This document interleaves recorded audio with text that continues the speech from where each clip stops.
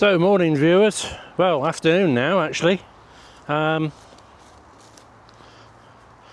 I'll be doing here, just walking through the forest, is would have been an absolute no-no with my old GoPro Hero 11. It just wouldn't be able to cope with the low light conditions. But anywho, so title of the video today is West Highland Way, asking the right questions. So a little over a year ago, I was producing a video saying, am I too old to walk the West Highland Way? And I suppose going on from that, I kind of wanted to test myself. So I thought, well, I wonder if I'm capable of walking like a massive distance. So I participated in a thing called Ultra Challenge, and I did the Thames Bridges Trek, which is a 25k, I suppose, sort of a race. I know some people were kind of racing it. A lot of people are doing it for charity. And I was doing it for charity, and I raised a couple of £100 for the Thames Valley Air Ambulance. And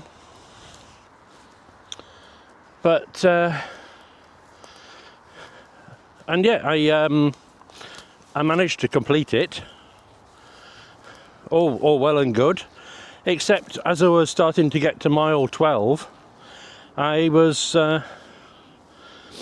getting to the point where my ankles were starting to hurt, like really hurt, and had to stop and had to rest, and I had to rest my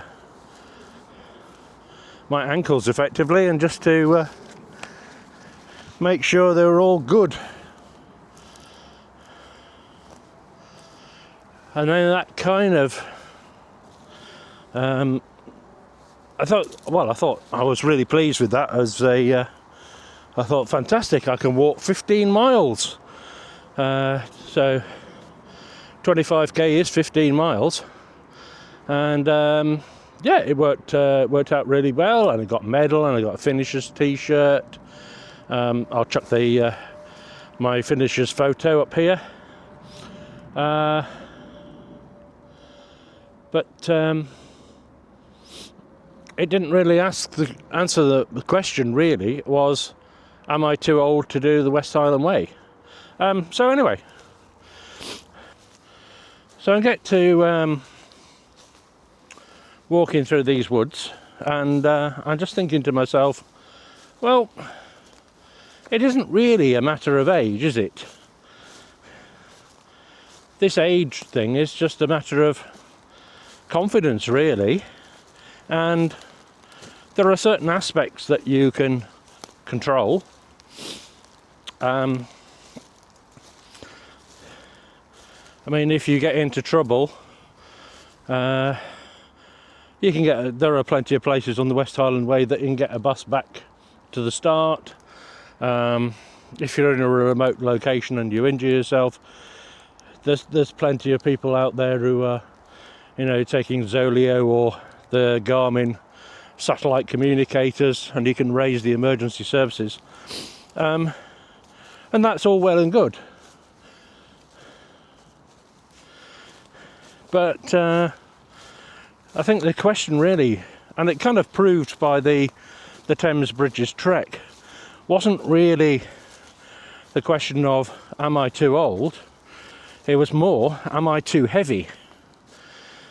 You can get backpacks which are, I don't know, super lightweight, made out of silk and, I don't know, some lightweight fabric or something that weigh only a few grams, and then you could chuck in like a super lightweight, I don't know, X-Mid 1 or something like that, weighs only a kilo. Or as some other YouTubers have kind of pointed out, you can just get, say, the baggage transfer thing and just carry a day pack.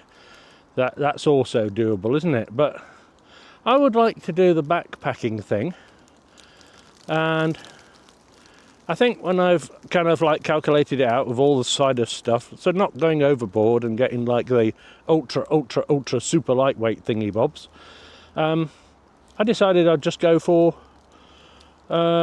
just really what I could afford. And so I did kind of put out kind of like a spreadsheet thing, and calculated all the stuff that I'd probably need to take, and it comes out at about 12 kilos. So that's all kind of good. So 12 kilos. But then if you add that kind of to what my current weight is, so I'm like 138 kilos. And that's quite a lot. That is quite a lot. And you take your 138 kilos and you add the 12 kilos of the backpack on, and you're asking your body to support effectively 150 kilos on your ankles, and that ain't going to work out well. So I was thinking, 150 kilos on your ankles isn't good. So probably the best thing to do will be to lose I was going to use a rude word there. Quite a lot of weight. So for my kind of like height and build and things, the BMI in the kind of like normal range or the upper range, because I'd always kind of assumed I was big boned, would put me around about 14 stone. I think just shy of 100 kilos, 90 kilos maybe? I think 90 kilos. I don't know, I have to work it out later. Anyway, so that would mean that I would have to lose 48 kilos, nearly 50 kilos of body weight. Is that doable? So obviously I was thinking about doing the West Highland Way in 2025. It's now a few weeks into 2026, and I've completed a couple of long distance hikes through Ultra Challenge. So I did the October Halloween walk, and I've also done the Thames Bridges trek. And I think what those two things really taught me was walking through the streets of London is particularly boring, and it's very hard on your feet. I've no wish to go and do anything else in London again. It's awful. Anyway, so yeah, if I was to lose that weight in a consistent manner, it would be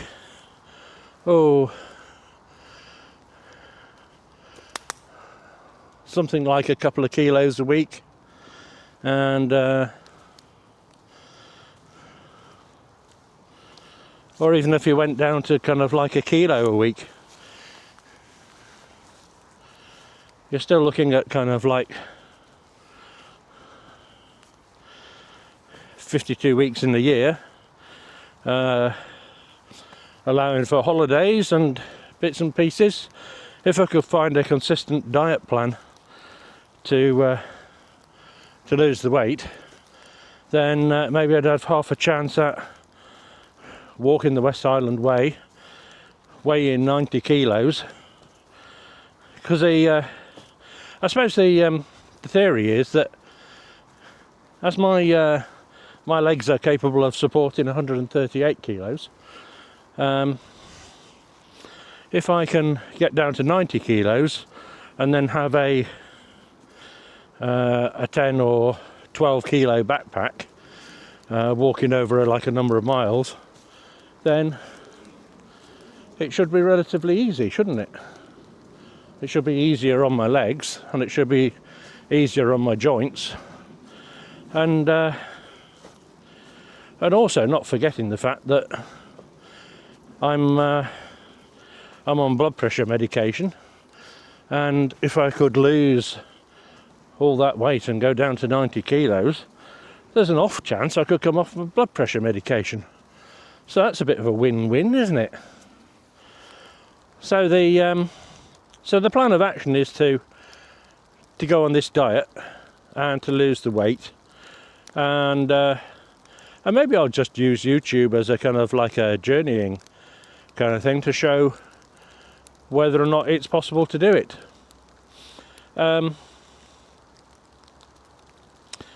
So how am I going to do it? How am I going to get rid of this weight?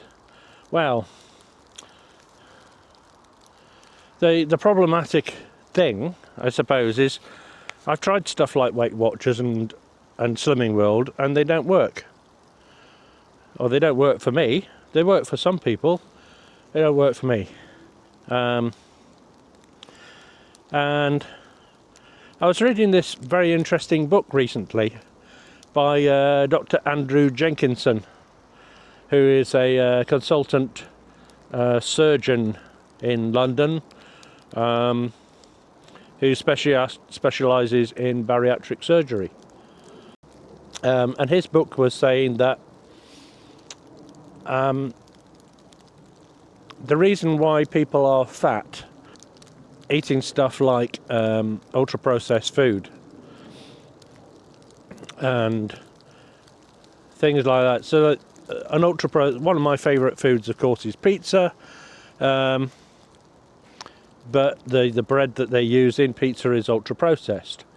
And this is why that when you have a pizza and you go, "Oh, that's lovely, oh, I really enjoyed that," and then 20 minutes later you're hungry, and you eat something else.